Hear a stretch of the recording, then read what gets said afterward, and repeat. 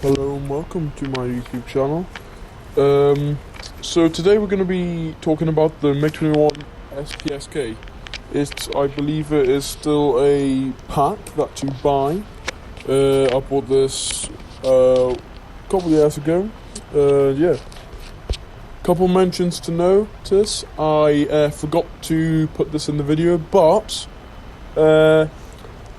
use the R3Rs as the loadouts with chaff, but it can't particular your way. So now we're going to go into controls here and search up in the top radar. Okay, so we're going to go down here to radar beyond visual range combat. We are going to set that to our nearest button, I guess you could say, the easiest one to click. I guess you could say that's what you usually tend to want to put your preset for. So yeah, after you've done that, we're just going to save it, okay?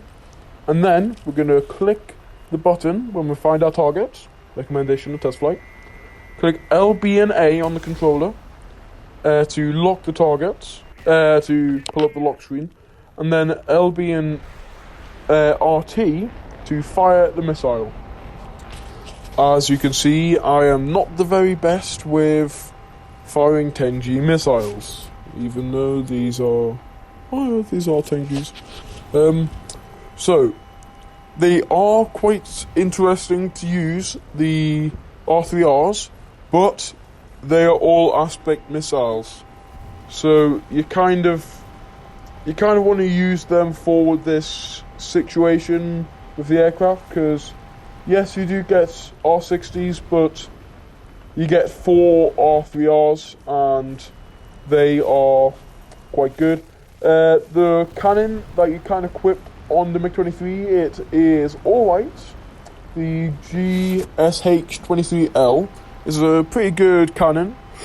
Can tear through some light armoured vehicles, but it will, again, like the MiG-23, will not be able to kill a tank, unfortunately, unless you mobility kill it. But yeah, unfortunately, you cannot properly, I guess you could say, kill a tank with that cannon. The bomb payload that it gets, though, is a Fab 500M bomb. That's the biggest, and the S24s and S5Ks.